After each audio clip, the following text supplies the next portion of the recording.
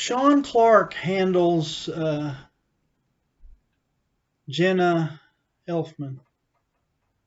Uh, yeah, she can do it. She is likable. It's very important that we like Sarah. If we're going to sit through 7 weddings, we better like the bride. We don't care about the in-laws. We don't care about her parents, her brother, or sister, or the ring bearers, or any of that.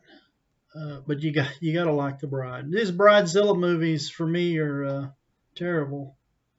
But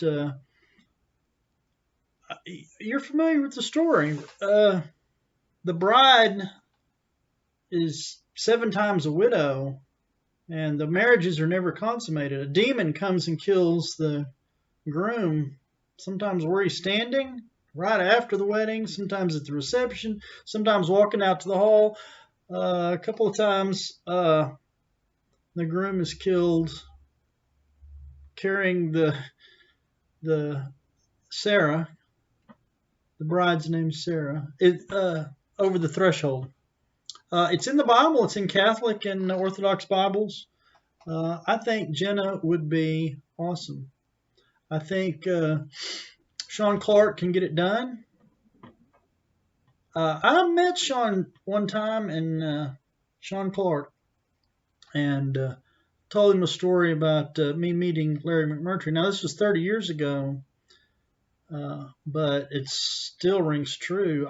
He did not like these movies like American Psycho or Less Than Zero, where the main character is a villain or he's just not likable.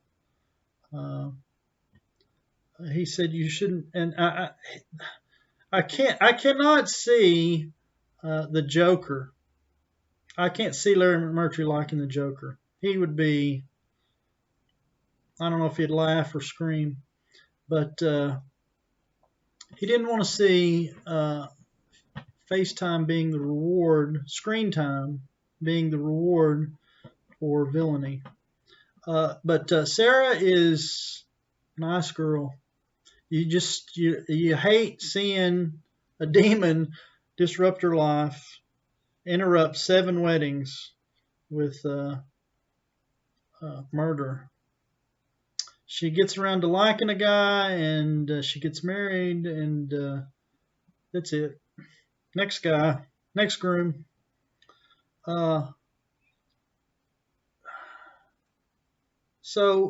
Yeah, Jenna could do that. Now about Tobit. I like Mel Gibson. I like Daniel Craig. Tobit's 80 years old, and this is the father-in-law.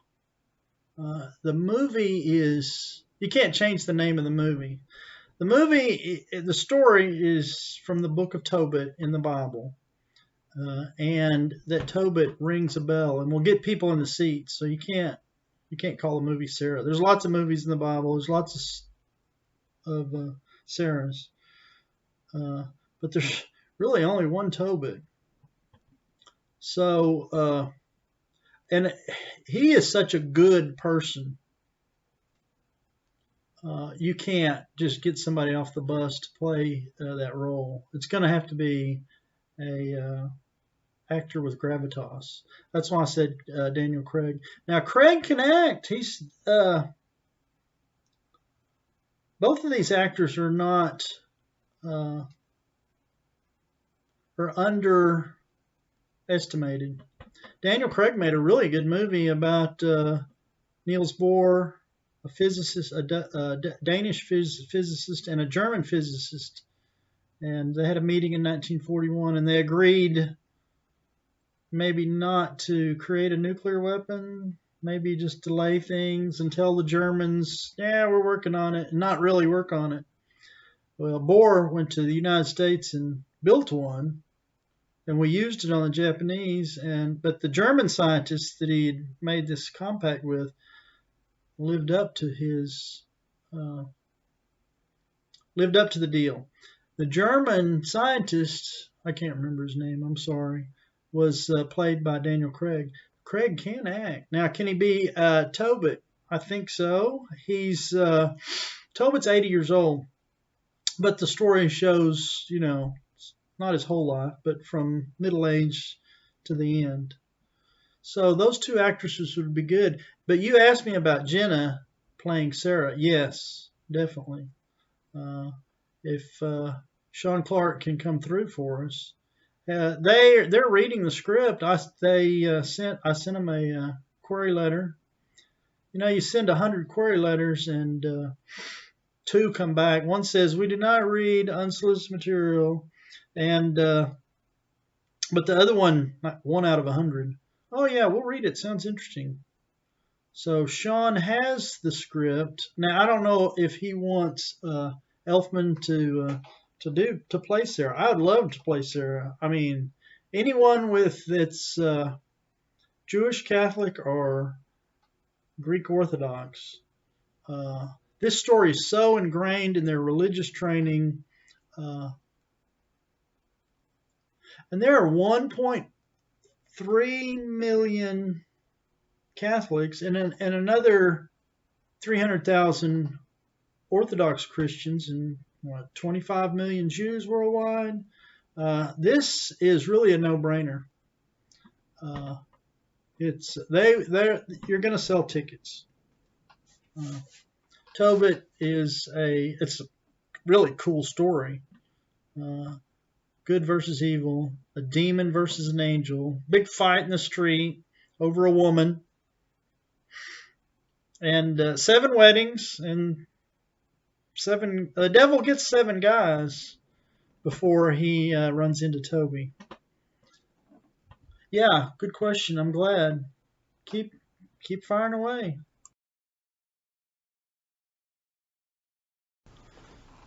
Sure, Tobit is probably the greatest story never told on film.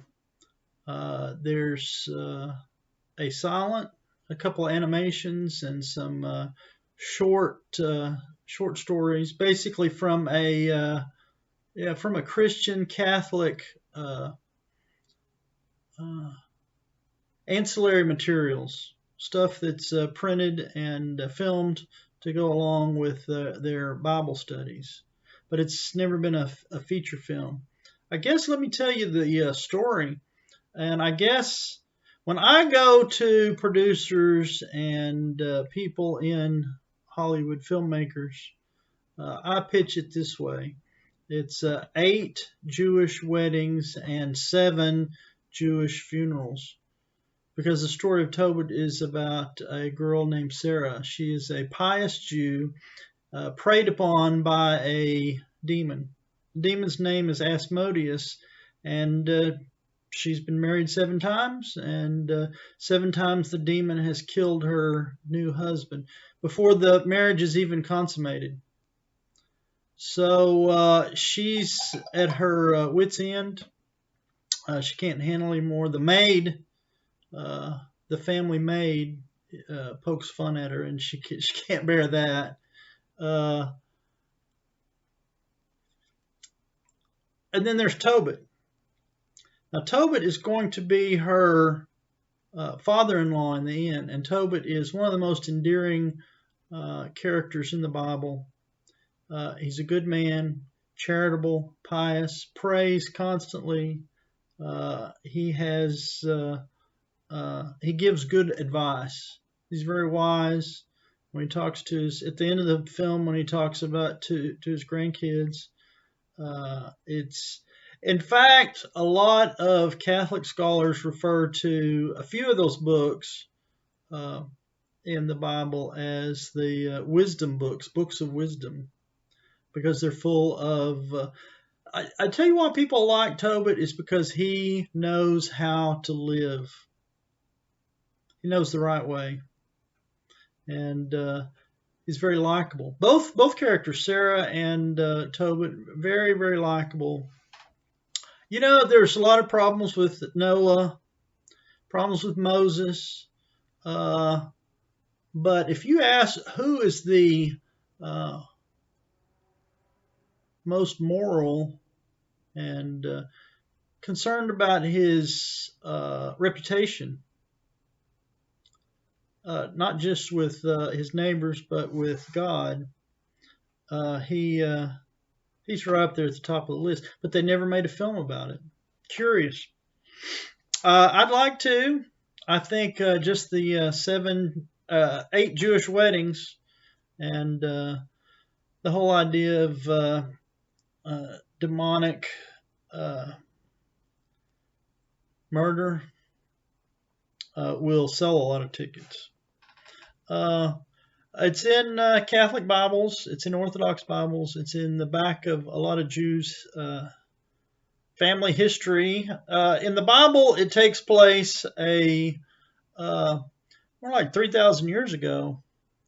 They think it was written 500 years before Christ, and it's included in the Old Testament. I don't think people are going to buy a ticket to see a 3,000-year-old story. It's, weddings or demons or whatever. It doesn't matter. So I've said my adaptation of the Book of Tobit in Amsterdam in the 1930s. 1941, here come the Nazis, and they cart all the Dutch Jews off to concentration camps. Terrible story, but I put it in Amsterdam because of the geography. The story that's in the Bible, I don't know if people are really aware of this. I wasn't for a long time. About 3,000 years ago, the Jews in northern Israel were carted off to slavery, and they think it was between. They ended up enslaved between the Euphrates and the Tigris rivers. So that story is the original old story. My story takes place in Amsterdam and London, and because a lot of the story is between on water. It has to cross water. So it's set in Amsterdam, and okay, everybody that has read the Bible, and that's about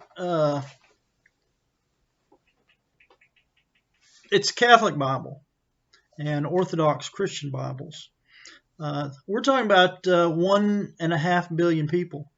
They know the end of the story. Tobit's going to die. He's 80 years old. We don't live forever. He's blind and feeble, and his most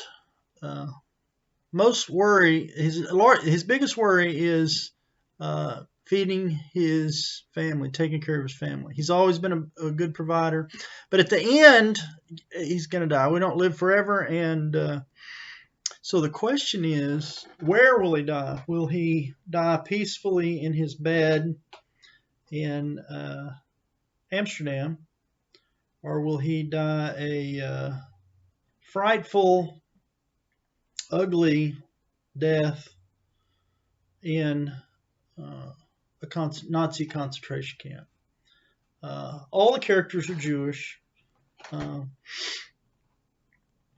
And so I thought it would be that theme or that question should be in the back of all the audience's mind as they watch the film. They know he's going to die. The question is where. So we've added a little suspense. The characters. Well, of course, there's Tobit. Tobit's well over 80. He goes blind, prays to God that God will kill him, take his life, and call him to heaven. But God's not going to do that. It's too easy. And there's Sarah. Now, Sarah is going to be Tobit's daughter-in-law, and she's in London. They're distant cousins in the Bible, so they're distant cousins in the movie too. But Sarah is the young lady that's having problems with the demon, and she's about flustered out of her mind. She also, at the same time, Tobit asks for his death. Sarah also prays for her death. God's not going to do that either. Another character is Toby. Now, I was on the internet and looking at these strange debates that we have, and it was basically Protestants versus Catholics. The Protestants said Toby is not a religious name, and the Catholics were arguing back, yeah, it is. It's in the Book of Tobit. Well, the Book of Tobit is not in Protestant Bibles. I asked a Lutheran preacher why, and he said because it has magic, and that makes perfect sense. There is an element of magic in the story of Tobit. Tobit needs to go pick up some money in London. When Tobit was young, he put away some money in a bank in London. And now he's 80 and he needs that money to take care of his family because he's gone blind. So he sends his son.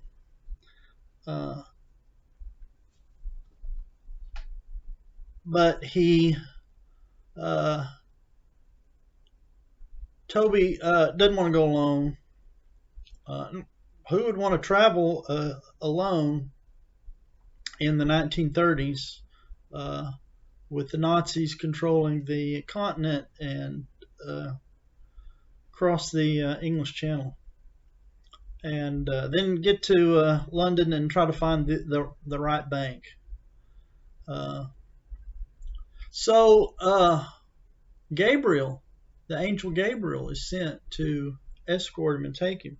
Tobit prays for someone to come along to go with his son for safety and security reasons. I can't think of a better security guard than Gabriel, a real angel. So these two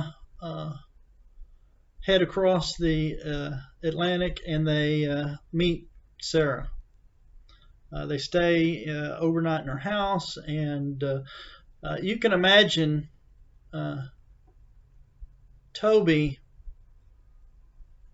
He had heard of her legend that there was a girl in London, a Jewish girl, a nice Jewish girl, who had been married 7 times, and 7 times she'd been widowed.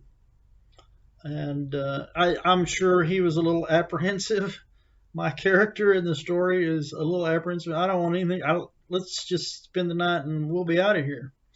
I can't fall in love with a woman that's been widowed 7 times. And these deaths are not, when a demon kills someone, it's not pretty.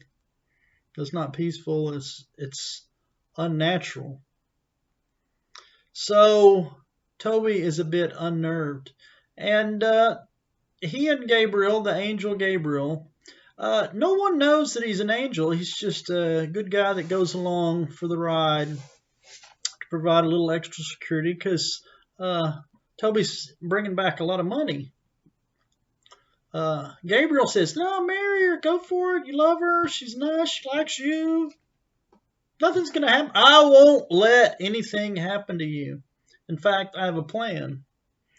And I guess that's where the magic comes in. So Gabriel introduces a magical solution that will allow Toby and Sarah to get married. So there are other characters, but basically Tobit is the father-in-law. Sarah is the daughter-in-law. Toby is the son and he's going to be the groom. And then there's Gabriel. I talked to just by chance, a casting agent in Hollywood, and she doesn't deal with any of these people. But she said Mel Gibson would be a great Tobit.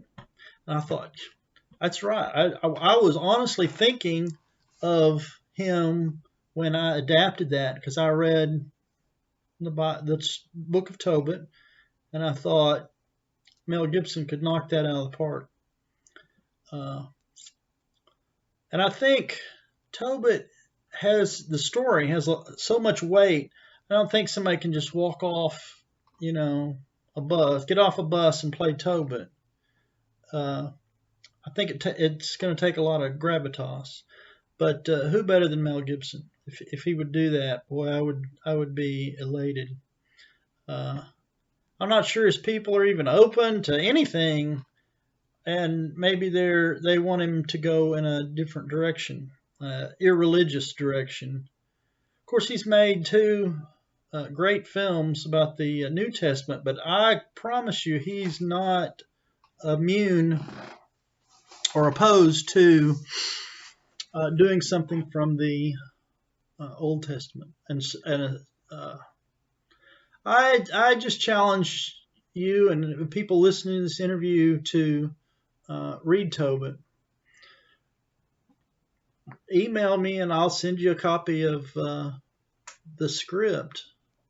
And I made that offer to a guy, and he said, no, don't show it to anybody. You can't show it to anybody. I said, why? He said, well, it's a script. They'll steal it. Dude, it's in the Bible. It's been around for 3,000 years. There's 1.5 billion young people that study the book of Tobit in church and in Sunday school. I think the nuns leave the part out about the marriages not being consummated, or they just leave the honeymoon part out. But I think even little kids know what a widow is. It's a woman and her husband's dead. Well, this happened 7 times to a girl, and she doesn't lose faith, and she prays that God takes her life, but she doesn't stop believing in God.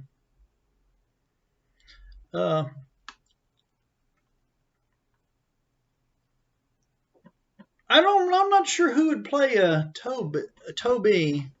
I think there's a little less weight requirement on that.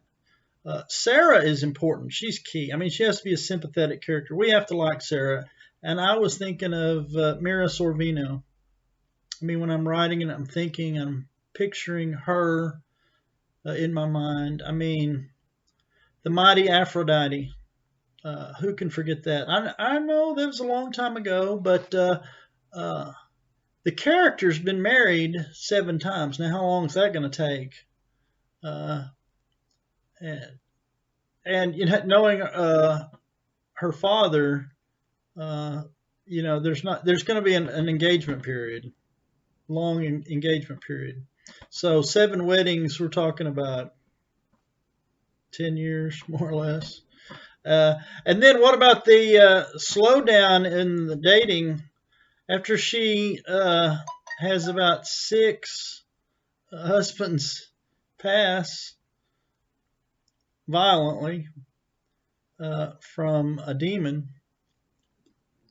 I think her opportunities to meet new men are going to be spread out.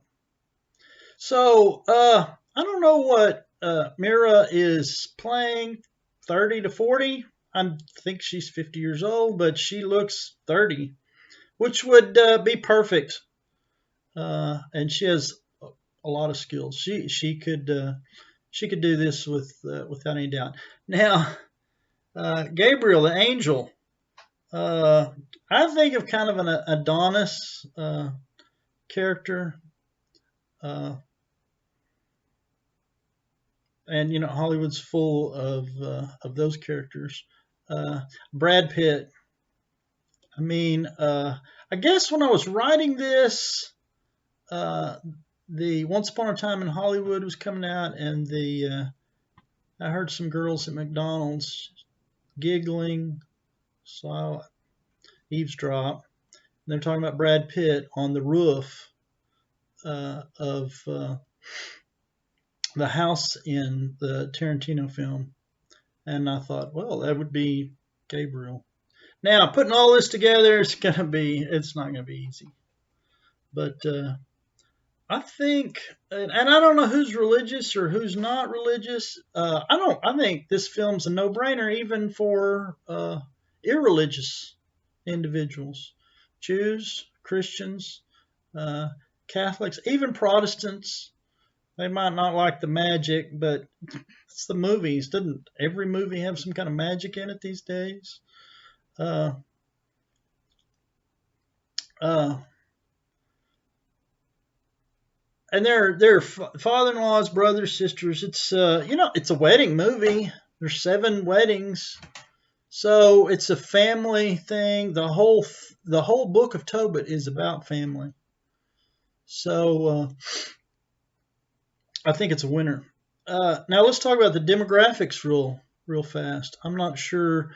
I've done actually a lot of research on this, and I first learned that there are 1.3 billion Catholics, and 70% of them speak English. Africa, Asia is really growing. You've got the United States and, of course, Europe. Philippines, 110 Catholics, 110 million Catholics. And I looked at the statistics in Hong Kong.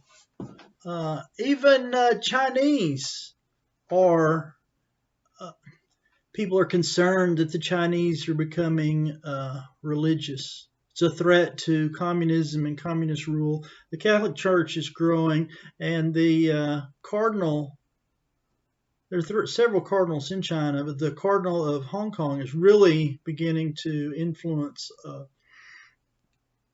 people on a world stage. So if you make this film, if someone steps up and has the balls to make this film, there are going to be 1.3 billion Catholics lining up. They know the story from Sunday school, from when they were little kids.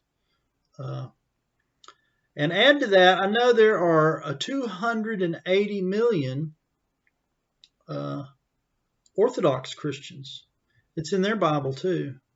So we're talking about Russia, Serbia, the Ukraine,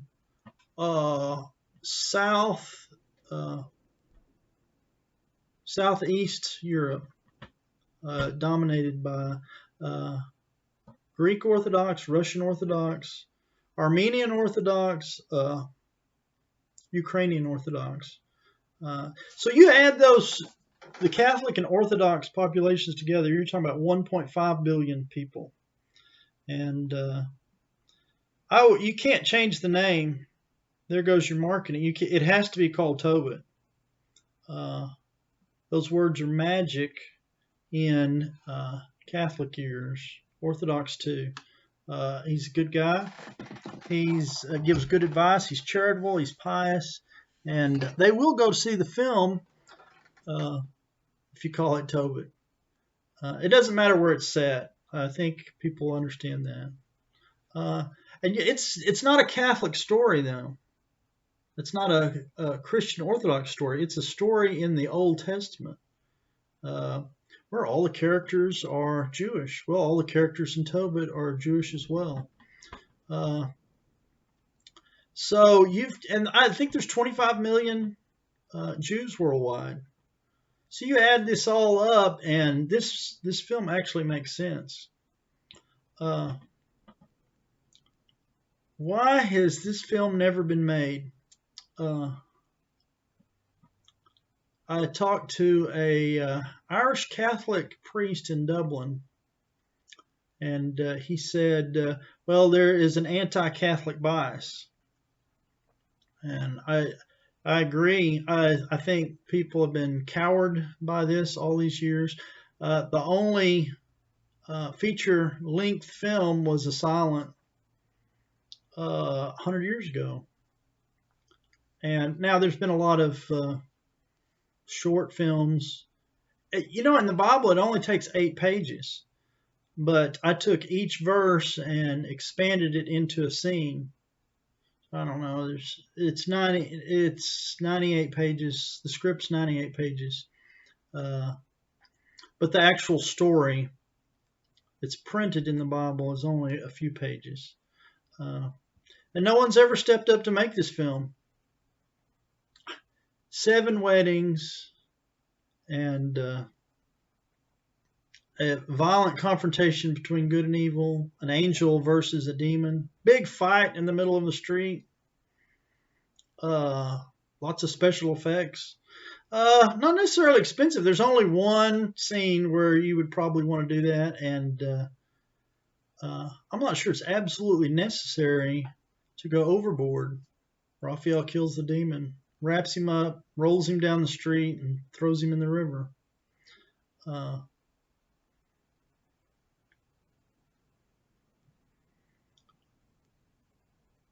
You remember I was just telling you about the casting agent.